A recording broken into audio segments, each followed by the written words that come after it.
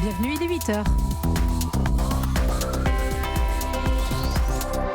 Et pour une heure encore, la matinale présentée par Sébastien Krebs. Soyez les bienvenus si vous nous rejoignez ce matin sur Europe 1. Théo Manval est là pour vous informer. Bonjour Théo. Bonjour Sébastien, bonjour à tous. À la une ce matin. Le bio c'est bon pour la santé et pour les marges des supermarchés. L'UFC Que Choisir révèle ce matin que la grande distribution augmente de 3/4 ses plus-values sur ses produits. Le détail dans un instant. Boris Johnson à l'Elysée, le Premier ministre britannique vient plaider pour un Brexit renégocié. Ce n'est pas une option, lui répond déjà Emmanuel Macron. Dans ce journal également, les souvenirs exceptionnels d'une résistante. 75 ans aujourd'hui que Paris a été libéré. Mémoire intacte, vous l'entendrez, de l'une de celles qui s'est battue face aux Allemands.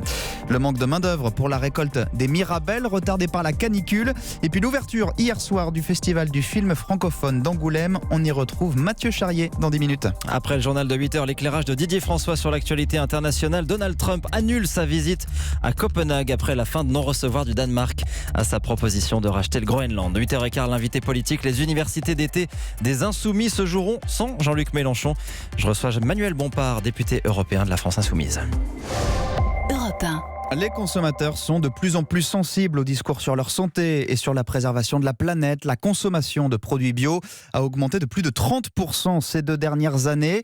Eh bien, c'est un business juteux pour la grande distribution. L'UFC Que Choisir dévoile donc ce matin que les marges pratiquées sur les fruits et légumes issus de l'agriculture biologique sont aux 3/4 plus élevées que celles sur les produits classiques mode des camps. C'est ce qu'on appelle avoir flairé le bon filon. En moyenne, dit l'UFC Que Choisir, les marges pratiquées sur les fruits et légumes bio dans la grande distribution sont 75% plus élevées que sur les produits issus de l'agriculture conventionnelle. Et plus un produit plaît aux Français, plus les marges pratiquées sont importantes. Pour la pomme de terre, par exemple, qui est dans le top 3 des fruits et légumes les plus consommés par les Français, les marges sont 83% supérieures aux conventionnelles. Pour la tomate, autre favori, 109%. Et la palme d'or revient au poireau avec une marge 165% plus élevée. Certes, les fruits et légumes bio coûtent plus cher à produire, mais pas dans de telles proportions, dit l'association de consommateurs qui accuse la grande distribution de jouer sur la peur des pesticides. Le consommateur soucieux de sa santé n'hésite pas à mettre la main au portefeuille, mais à la fin de l'année, ce consommateur aura déboursé 657 € pour ses fruits et légumes bio, là où son voisin, qui n'achète que des produits conventionnels, aura payé 379 €, soit 43% de moins. Un mode des camps du service économie d'Europe 1. L'autre grand titre à la une ce matin, c'est ce déjeuner à l'ambiance sans doute un peu fraîche qui s'annonce à l'Elysée. Emmanuel Macron reçoit le Premier ministre britannique tout à l'heure à 11h. Boris Johnson en pleine tournée diplomatique avant le G7 pour essayer de renégocier l'accord sur le Brexit. Il rencontrait hier Angela Merkel à Berlin. La chancelière allemande a ouvert la porte à un nouvel accord avec le Royaume-Uni d'ici à la date butoir du 31 octobre. Sauf que Jean-Rémy Baudot, ce n'est pas du tout la ligne que devrait tenir ce matin le président français. Un report ? Pourquoi faire ? Un Brexit dur ? Le gouvernement britannique en serait le seul responsable. Quant aux propositions faites par Boris Johnson, elles ne sont tout simplement pas une option. Voilà le discours qu'Emmanuel Macron prévoit de tenir aujourd'hui au Premier ministre britannique de passage à l'Elysée. Le président français a promis de lui demander des clarifications alors que l'ancien maire de Londres prétend toujours renégocier le Brexit, agitant le spectre d'une sortie sans accord au 31 octobre. Pour Emmanuel Macron, le Brexit est avant tout, je cite, une crise démocratique britannique dont l'Europe n'a pas à être l'otage. Fin de citation. Devant la presse présidentielle, le chef de l'État a mis en avant la sauvegarde de l'intégrité du marché européen et la stabilité de l'Irlande du Nord. Risquer de raviver ce conflit, c'est irresponsable, a martelé le président français. La France qui affirme s'être préparée au pire scénario. Nous sommes à l'heure, on a embauché les douaniers, les experts vétérinaires, explique Emmanuel Macron. Boris Johnson est prévenu. Les concessions ne sont pas au menu du déjeuner. Jean-Rémy Baudot du service politique d'Europe 1. Boris Johnson, Emmanuel Macron et les dirigeants des 5 autres grandes puissances mondiales qui se retrouveront ensuite samedi à Biarritz pour le G7. Biarritz où les mesures de sécurité, les périmètres bouclés entreront en vigueur la nuit prochaine à partir de minuit. Impossible pour les riverains de circuler sans laisser-passer, délivré actuellement dans un centre municipal spécialement mis en place. Et comme toujours, c'est à la dernière minute que beaucoup se pressent pour les récupérer, Jean-Jacques Herry. Plus l'ouverture du sommet approche, plus la file d'attente s'allonge. Pour les professionnels du coin et les biarros, pas de surprise. Mais quand on est touriste, comme Lionel venu de Marseille et qui a loué en pleine zone bleue à accès restreint, c'est plus déstabilisant. J'ai pris connaissance que le G7 avait lieu ce week-end il y a une dizaine de jours seulement. Aïe.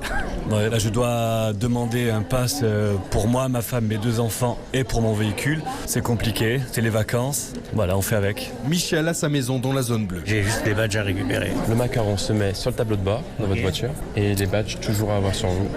Je trouve pas que ce soit très compliqué. Vous entendez personne rouspéter, vous entendez personne crier. On croise quand même quelques professionnels un peu mécontents, car lorsque l'on doit intervenir dans la zone rouge, la zone où ont lieu les réunions diplomatiques et où l'accès n'est possible qu'à pied, tout devient plus complexe. Philippe doit obtenir 45 badges pour les employés de son entreprise de nettoyage. Il n'y arrive pas. On fait la queue pendant 40 minutes pour tomber sur une jeune fille charmante, mais qui malheureusement ne peut rien nous dire. On nettoie des chambres d'hôtel, on est obligé de les faire puisqu'ils sont complets. Donc même si on doit venir à pied parce qu'il y en a qui sont en zone rouge, mais au moins que mon personnel puisse venir travailler. Des badges continueront d'être délivrés pendant le sommet, notamment pour les touristes qui arriveront ce samedi dans la ville basque. Biarritz, Jean-Jacques Herry, Europe 1. Et avant le début de ce G7, Donald Trump met lui la pression sur les dirigeants européens. Le président américain menace de libérer les djihadistes français ou allemands détenus en Syrie par les soldats de la coalition arabo-kurde, coalition soutenue par Washington.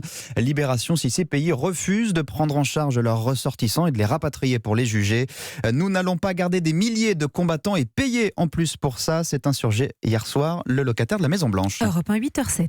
2 mois déjà que la sécheresse et la canicule mettent nos régions à rude épreuve et on découvre chaque jour les conséquences des fortes chaleurs de cet été. Oui, figurez-vous que les producteurs de Mirabel s'apprêtent à manquer de main-d'œuvre. Alors quel lien, me direz-vous, avec les températures ? Eh bien, elles ont retardé la floraison des pruniers qui arrivent avec 15 jours de retard en Lorraine. Du coup, les nombreux étudiants qui viennent comme travailleurs saisonniers vont repartir avant d'avoir fini la récolte. Arthur Elmbachet. Des mirabelles par milliers, mises en cagette, en barquette, sur des palettes par 250 saisonniers, Charlotte sur la tête. 250 jusqu'à la rentrée universitaire. Après, ça se complique, dit Renaud Noël, responsable commercial chez Vega Fruits. Le challenge pour nous cette année, c'est que on a une saison qui est un peu plus tardive que les autres années. Travailler dans la filière Mirabelle, c'est quand même un petit peu le job étudiant par excellence. Et on a jusqu'à 50% de nos effectifs qui sont constitués par ces étudiants, qui dès le 2 septembre vont rentrer à l'école. En Lorraine, il y a des dizaines d'années, la rentrée scolaire était calée sur la récolte des mirabelles. Donc c'est bien dommage que ça ait changé pour nous, mais bon, c'est comme ça. Alors ici, mon métier, c'est préparateur de commandes. Donc nous, on récupère les commandes, on les stocke, on range le frigo. Illustration, Mathias, étudiant en sciences politiques. J'ai commencé le 12 août, parce que la saison a commencé assez tard et jusqu'au septembre. Ça n'aurait pas été possible pour vous de faire en même temps les mirabelles et le début de la fac ? Je suis étudiant à Paris, donc non, c'est impossible. La coopérative attend les candidatures avec impatience en échange d'un SMIC horaire. On vous demandera de trier des mirabelles, de les conditionner, voire de faire de la cueillette dans les vergers. Saint-Nicolas-de-Port, Arthur Elmbachet, Europe 1. La suite du journal de Théo Manval avec donc le 75e anniversaire de la libération de Paris. C'était le 22 août 1945. Les drapeaux tricolores qui recommencent à remplacer les terribles croix gammées sur les bâtiments de la capitale. Le combat des résistants s'étale sur plusieurs jours jusqu'à ce que le général de Gaulle puisse prononcer ces mots au sein de l'hôtel de ville. Paris libéré. Ces moments historiques, on vous propose de les revivre ce matin à travers les souvenirs de l'une de celles qui a œuvré pour que ce soit possible. Elle s'appelle Jeannette van der Schoten, résistante. Elle va avoir 101 ans et Pauline Jacot a pu la rencontrer dans le Val d'Oise où elle vit désormais. Je crois que j'ai ma carte encore. Jeannette van der Schoten. Je suis née le 16 septembre 1918. Elle pose sur la table sa carte du Parti communiste, une médaille de la Libération et quelques photos. Sa mémoire est intacte. À bientôt 101 ans, le regard de Jeannette ne vous quitte pas des yeux bleus, des boucles blanches.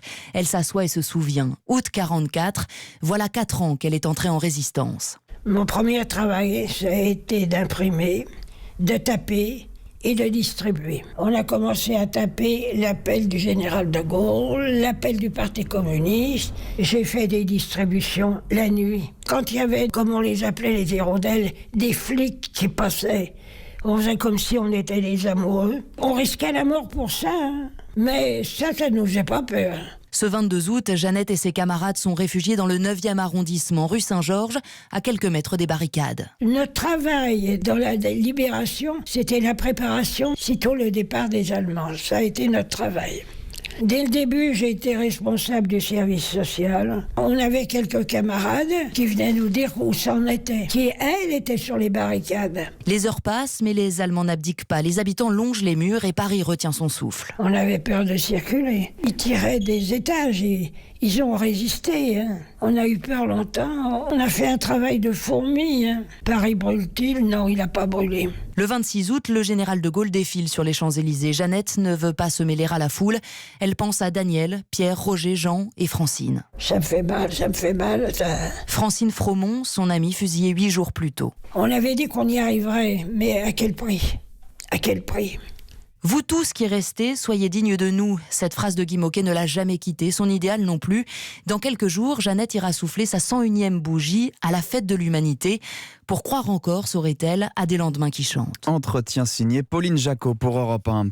Le maire de Langouette, en Ille-et-Vilaine, comparaît ce matin devant le tribunal administratif de Rennes, attaqué en justice par la préfecture du département pour avoir pris un arrêté municipal interdisant l'usage de pesticides à moins de 150 mètres des habitations de sa commune.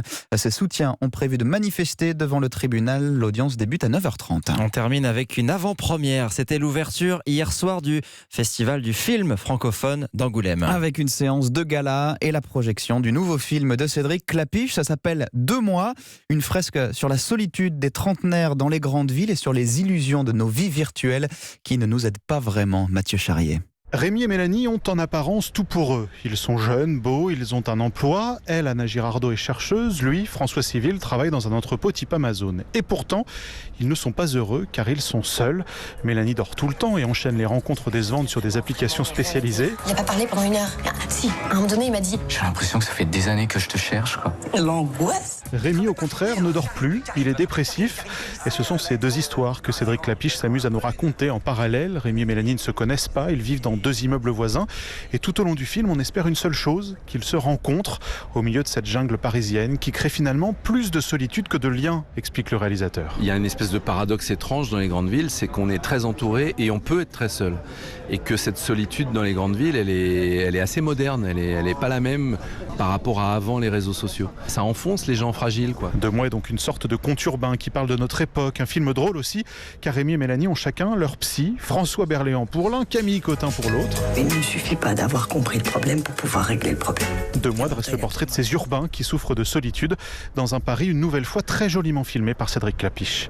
Au Festival d'Angoulême, Mathieu Charrier, Europe 1. Est sorti en salle le 11 septembre prochain.